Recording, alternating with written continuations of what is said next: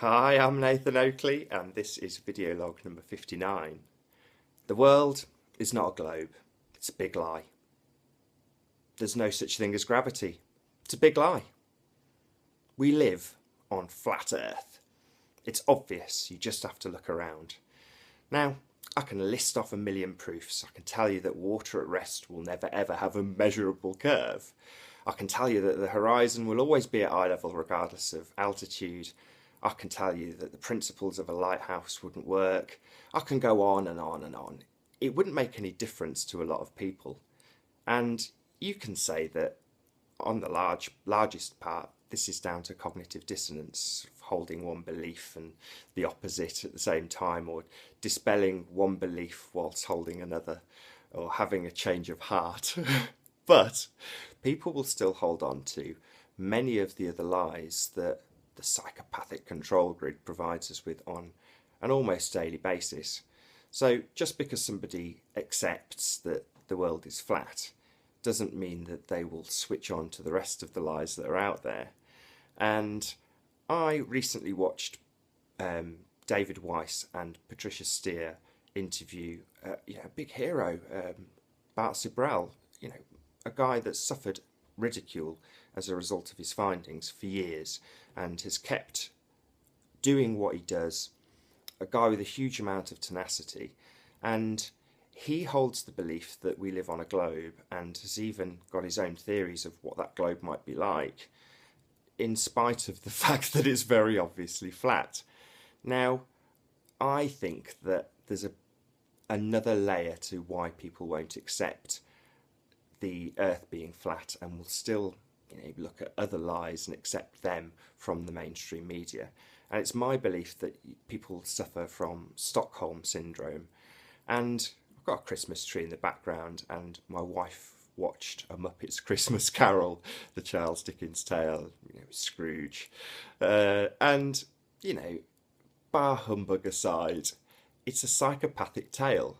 And without going through the entire story, which I'm sure 90% of people watching this will be familiar with, at the end of the tale, the psychopath in the story, has a turnaround. I would put it down to wanting to correct his image to progress his psychopathy further. His rise to the top could be achieved better if he had the people on his side, and it's a realisation of that. Nevertheless, the way the story portrays it is he's giving back to the community because he sees the error of his ways. And I'm not dissecting that very touching story of Christmas. The bit that interests me is the fact that people are immediately accepting of this. Yes, Bob Cratchit gets his mortgage paid off and gets a rise, but the rest of the people that this evil psychopath has wronged are immediately accepting of him. They're shown one goodwill gesture and all of his evil is suddenly forgotten. And it's the same with the media. We can have Bart Sibrel point out that they've lied to us about the shape of our Earth and the pictures that they've captured from space, and he can boil that down to it's a lie about going to the moon, and the lie is about the feel-good factor, which for anybody who's into flat Earth, that's just simply not a big enough reason. The Earth being flat, now there's a reason. So Stockholm syndrome would dictate that if you are in a kidnapping situation, given a duration of time, you eventually feel empathy for your captor, and that is how I feel that maybe 50% of the people who are woken up are still suffering. They will accept that we've been lied to if they've got enough proof, and they will carry on believing the lies because they trust their captor.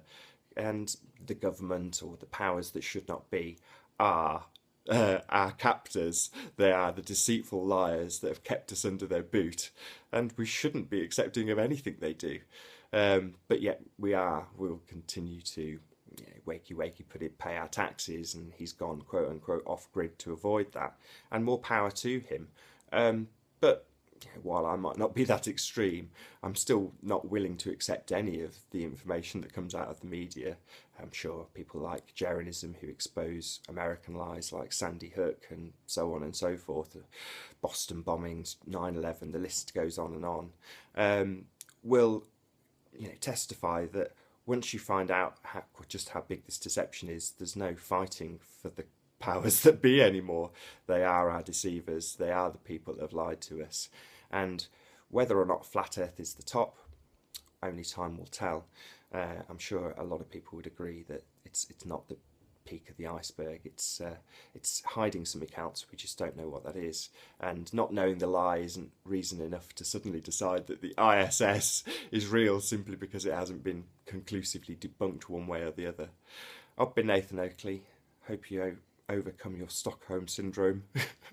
See you in the next video.